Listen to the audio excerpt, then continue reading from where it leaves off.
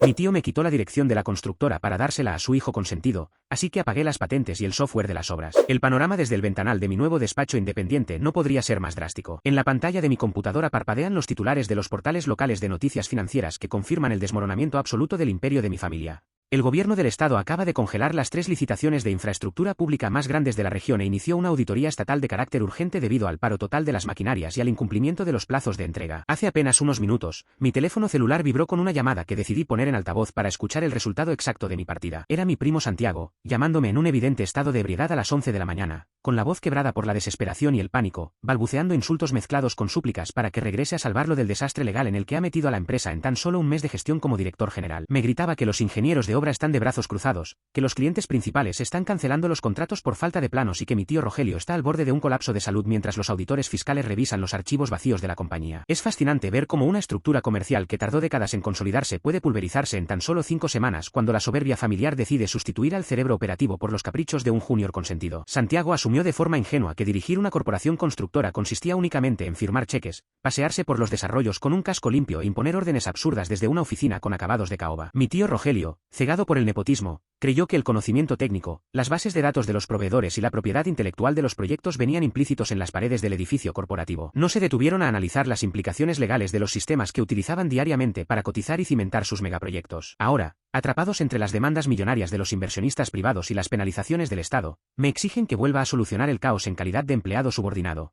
sin comprender que el tiempo de los sacrificios bajo el amparo de promesas verbales familiares caducó de forma irrevocable el día en que decidieron enseñarme cuál era mi supuesto lugar en su jerarquía. Cuando entré a trabajar con mi tío Rogelio, la constructora era un barco hundiéndose en un mar de deudas, procesos obsoletos y multas por retrasos de obras. La gestión era tan arcaica que los presupuestos se seguían calculando en hojas de papel propensas a errores catastróficos y los planos se acumulaban en carpetas llenas de polvo que ralentizaban cualquier decisión en el campo. Mi tío me recibió con una mezcla de desesperación y astucia familiar, me puso al frente de la dirección operativa y me hizo una promesa solemne que repetiría constantemente a lo largo de la siguiente media década. Si yo lograba rescatar el negocio de la quiebra inminente, modernizar los sistemas y estabilizar las finanzas, él se encargaría de heredarme un porcentaje considerable de las acciones de la compañía, asegurando mi futuro como socio legítimo del patrimonio familiar. Confiando ciegamente en la palabra de un hombre de mi propia sangre, me entregué en cuerpo y alma a la empresa. Durante 5 años no conocí lo que eran los fines de semana, los días festivos o las jornadas laborales de 8 horas. Mi rutina se transformó en un ciclo infinito de café, visitas a las zonas de construcción bajo el sol abrasador y madrugadas frente a la computadora cuadrando costos de materiales y coordinando al personal. Implementé una reestructuración profunda, digitalicé toda la operación, capacité a los ingenieros veteranos en nuevas metodologías de gestión de proyectos y negocié directamente con los proveedores para limpiar el historial crediticio de la firma. Mi esfuerzo dio frutos tangibles, pues no solo salvamos la constructora de la bancarrota, sino que multiplicamos su valor operativo, logrando ganar 3 licitaciones millonarias de infraestructura que posicionaron a la empresa en la cima del sector local. Fui el motor absoluto de ese crecimiento, desgastando mi salud y mi juventud para levantar un imperio ajeno, todo bajo el cobijo de una promesa verbal que yo consideraba un pacto de honor inquebrantable. El punto de inflexión operativo ocurrió durante mi 4º año al frente de la dirección,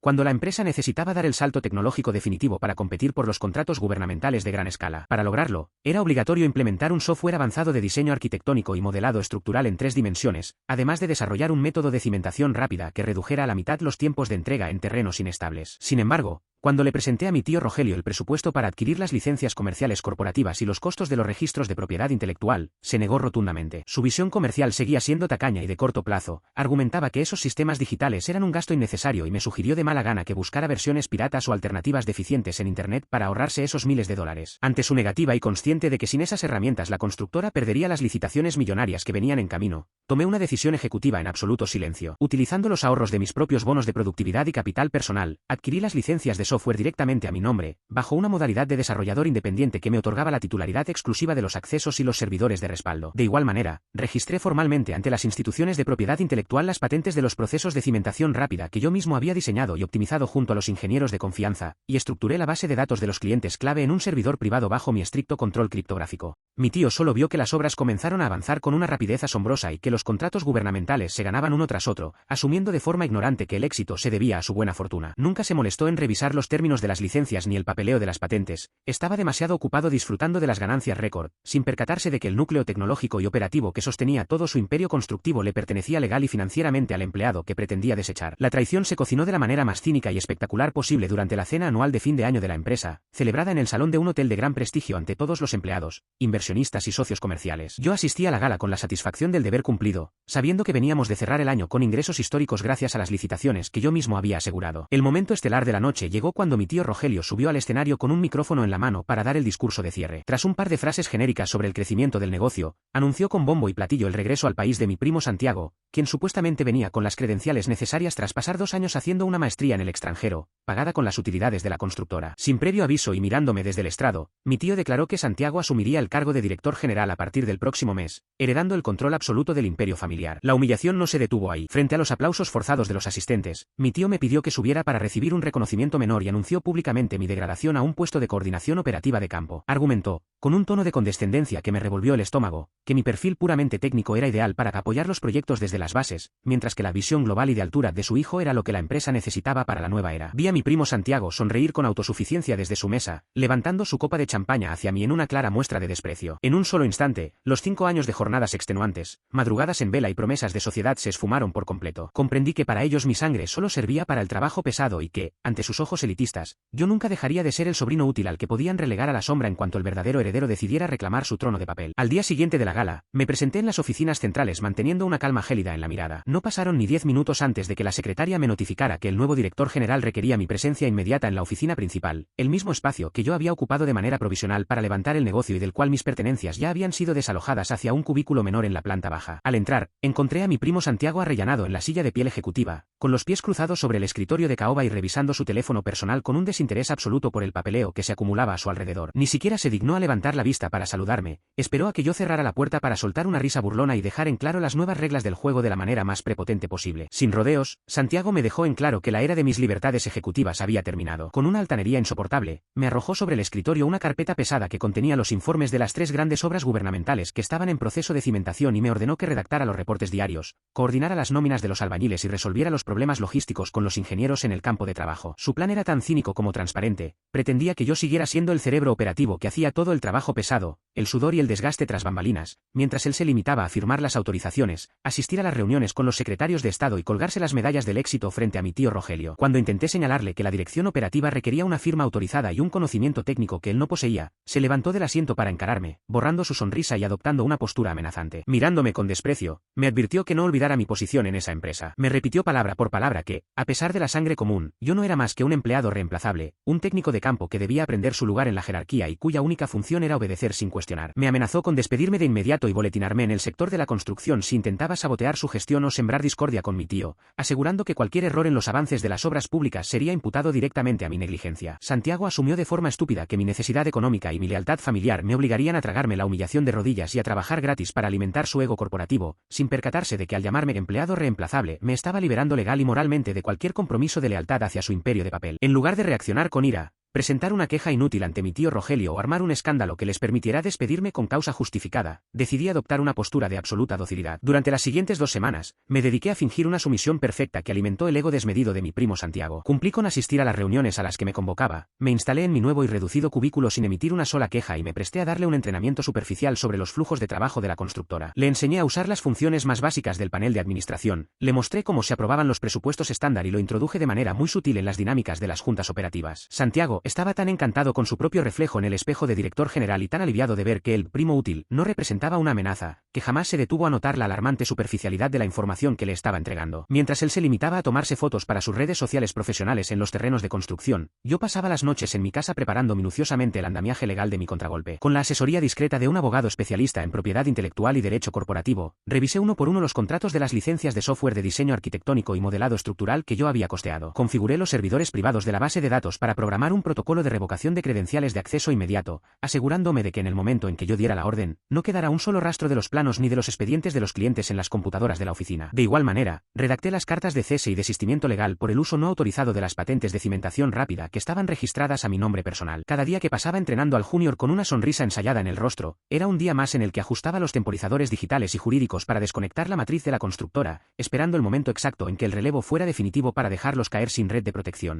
Llegó finalmente el día en que la transición adquisición se hizo oficial ante la ley y el Consejo de Administración de la constructora. Mi tío Rogelio convocó a una junta extraordinaria con los inversionistas principales y los representantes del banco que financiaba los proyectos gubernamentales, todo con el único propósito de plasmar la firma de Santiago como el nuevo apoderado legal y titular absoluto de las cuentas bancarias de la compañía. Se respiraba un ambiente de celebración hipócrita en la sala de juntas. Mi primo vestía un traje impecable y firmaba cada documento con un desplante de superioridad que delataba su ignorancia sobre la verdadera responsabilidad que estaba adquiriendo. Se tomaron fotografías, se estrecharon manos y se decretó de forma jurídica que, a partir de ese preciso instante, la dirección general y el destino legal de la empresa constructora recaían única y exclusivamente sobre los hombros del heredero consentido. Ese era el momento exacto que yo había estado esperando con una paciencia quirúrgica durante todo un mes. Si hubiera actuado antes, mi tío habría podido revocar el nombramiento o utilizar sus influencias para obligarme a ceder los activos antes de que el junior asumiera el cargo. Pero al esperar a que Santiago estampara su firma y tomara el control absoluto de las finanzas y los compromisos contractuales, me aseguré de que cualquier falla posterior fuera catalogada legalmente como una negligencia directa de su nueva administración. Mientras ellos destapaban botellas de champaña en el piso ejecutivo para celebrar el inicio de su nueva era dinástica, yo me encontraba en mi cubículo, guardando mis pertenencias personales más indispensables en una mochila y verificando en la pantalla de mi teléfono que los archivos de configuración estuvieran listos para el contragolpe. La trampa legal y digital estaba completamente armada, solo faltaba dar el paso final para retirar los soportes invisibles que mantenían a flote su falsa opulencia corporativa. A las 9 en punto de la mañana, justo el día en que Santiago tomaba posesión formal de su cargo, caminé hacia el piso ejecutivo con una sola hoja de papel entre las manos. No toqué la puerta de la oficina principal, entré de manera directa, interrumpiendo a mi tío Rogelio y a mi primo, quienes repasaban con arrogancia la agenda de la primera reunión con los supervisores del Estado. Al verme entrar con una postura firme y la mirada desencajada de cualquier rastro de la docilidad que había fingido las últimas semanas, se quedaron en silencio. Sin decir una sola palabra, me acerqué al escritorio de caoba y le aventé la hoja a mi tío justo encima de los planos que revisaba. Era mi renuncia irrevocable con efectos inmediatos, redactada de manera escueta pero contundente, citando motivos estrictamente personales y prescindiendo de cualquier periodo de entrega o transición de puesto. Mi tío frunció el ceño, tomó la hoja con desdén y soltó una carcajada burlona, asumiendo de inmediato que se trataba de un berrinche inmaduro provocado por el orgullo herido al haber sido degradado en la gala de fin de año. Santiago, por su parte, ni siquiera se enderezó en su silla, soltó un bufido de superioridad y me dijo en tono de burla que si no tenía el estómago para soportar el ritmo de trabajo bajo las órdenes de un verdadero líder,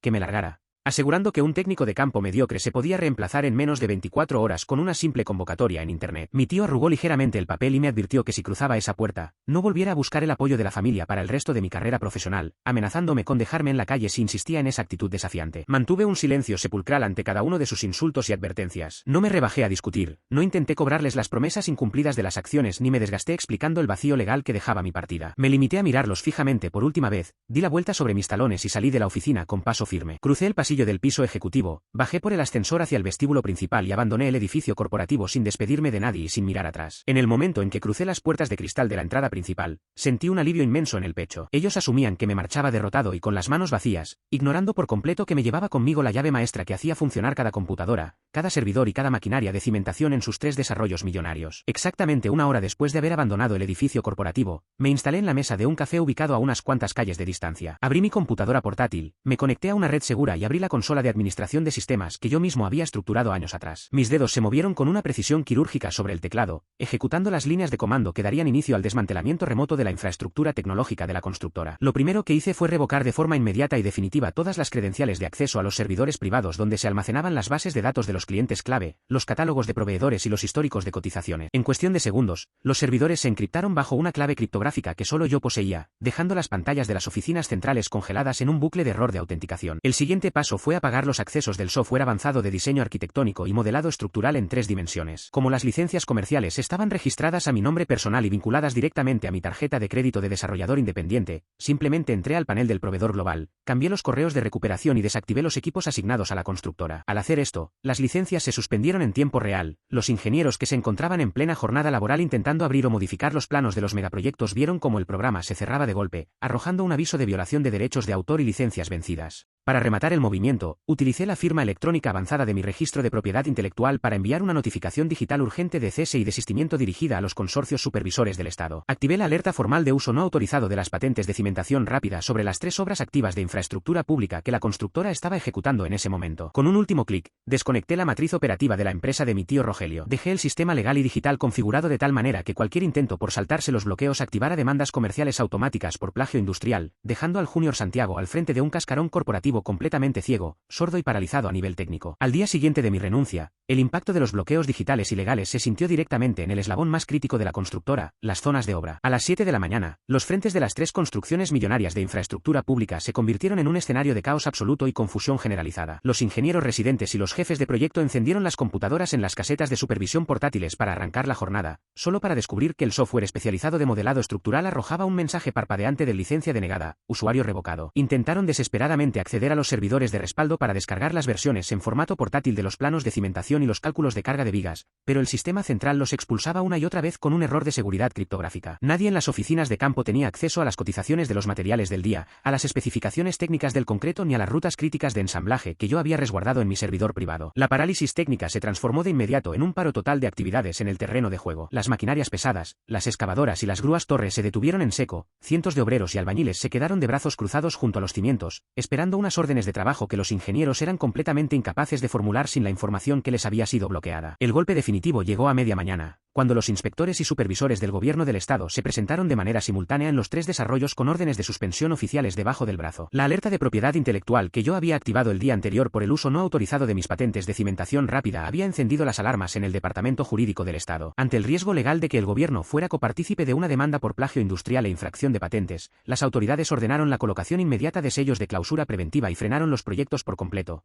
advirtiéndole a la constructora que cada hora de retraso generaría penalizaciones fiscales millonarias e irreversibles para la nueva administración del Junior Santiago. Durante los 3 días siguientes al paro total de las maquinarias, la constructora entró en una espiral de pánico legal de la que ya no habría retorno. Al confirmarse la suspensión de las obras por la alerta de propiedad intelectual y los severos retrasos en los cronogramas de entrega, el órgano de fiscalización del Estado activó un protocolo de rescisión de contratos públicos e inició una auditoría estatal de carácter urgente sobre la empresa. Los auditores gubernamentales se presentaron en las oficinas centrales exigiendo revisar los expedientes técnicos de las licitaciones, las autorizaciones de las patentes utilizadas en las estructuras y los respaldos digitales que justificaran los millonarios anticipos de capital que el gobierno ya les había depositado. Santiago, atrapado en su propia incompetencia, no tuvo más remedio que abrir las computadoras corporativas ante los fiscales, solo para encontrarse con pantallas vacías, bases de datos inaccesibles y un software bloqueado que no les permitía comprobar ni un solo plano arquitectónico. Fue en medio de esa presión fiscal cuando mi tío Rogelio y mi primo descubrieron la aterradora magnitud de su descuido. Al revisar desesperadamente las actas de la empresa y los contratos de los sistemas operativos para intentar demandarme por robo de información o sabotaje, sus abogados corporativos tuvieron que darles la peor noticia de sus vidas: legalmente no tenían nada a su nombre. Los contratos de las licencias del software de diseño arquitectónico eran estrictamente míos como desarrollador independiente, y los certificados oficiales de las metodologías de cimentación rápida me señalaban a mí como el único titular de la patente ante el Instituto de Propiedad Intelectual. La empresa constructora, aquella que presumían con tanta arrogancia en las cenas de gala, resultó ser un simple cascarón vacío de papel que dependía por completo de los activos de un empleado al que habían despedido con desprecio. Al darse cuenta de que se enfrentaban a demandas millonarias por fraude contractual, multas del Estado y la inminente pérdida de su patrimonio familiar debido a la firma legal que el Junior había estampado con tanto orgullo, ambos entraron en un pánico absoluto, dándose cuenta demasiado tarde de que habían expulsado al único pilar que sostenía todo su imperio. Hoy, las llamadas perdidas de mi tío Rogelio y los mensajes de texto balbuceantes de Santiago se acumulan en un teléfono que ya no tengo la menor intención de responder. El proceso legal ha tomado su curso natural. Los reportes más recientes indican que el Estado les ha revocado formalmente las 3 licitaciones millonarias y les ha impuesto una penalización fiscal que devorará gran parte del patrimonio que la constructora acumuló durante décadas. Santiago ya no se pasea con trajes de diseñador por las oficinas corporativas, ahora pasa los días encerrado con un bufete de abogados intentando evadir una demanda por fraude contractual derivada de la firma que estampó con tanta prisa el día de su nombramiento. Por mi parte, mi nuevo despacho independiente avanza con paso firme, respaldado por los clientes legítimos que decidieron migrar sus proyectos conmigo al saber que la verdadera capacidad técnica y operativa jamás perteneció a las siglas de la empresa familiar, sino a la mente que desarrollaba los planos. Esta experiencia me deja una lección profunda sobre la ceguera y la arrogancia que imperan en las jerarquías corporativas basadas en el nepotismo. Existe una estirpe de parásitos ejecutivos que, amparados por un apellido o un título heredado, asumen de forma absurda que el cerebro de la operación viene incluido por defecto con las paredes de la oficina, los escritorios de caoba y el mobiliario del edificio. Ven al creador, al técnico que pasa las madrugadas descifrando algoritmos y optimizando sistemas, como una pieza de maquinaria utilitaria y desechable que puede ser sustituida por cualquiera en el momento en que decidan colgarse las medallas del éxito. Olvidan con una facilidad pasmosa que los ladrillos y las estructuras financieras no son nada sin la propiedad intelectual y la disciplina técnica que los mantiene articulados en el mundo real. Subestimar al creador es un error que se paga con la quiebra absoluta. Mi tío y mi primo quisieron obligarme a aprender mi lugar como un simple empleado subordinado, y eso fue exactamente lo que hice. Les entregué mi puesto físico, desalojé mi cubículo y los dejé al mando del cascarón vacío que tanto ansiaban poseer. No necesité levantarles la voz, ni robarles un solo centavo de sus cuentas bancarias, ni entablar una disputa familiar desgastante ante los medios. Me bastó con llevarme lo que legítimamente legítimamente me pertenecía, apagar el software que yo mismo había financiado y revocar el uso de las patentes que nacieron de mi propio intelecto. Que sigan intentando levantar edificios con su apellido y su champaña de gala, la realidad ya se encargó de demostrarles que un imperio de papel se desploma por su propio peso en el instante exacto en que decides escupirle al ingeniero que diseñó los cimientos.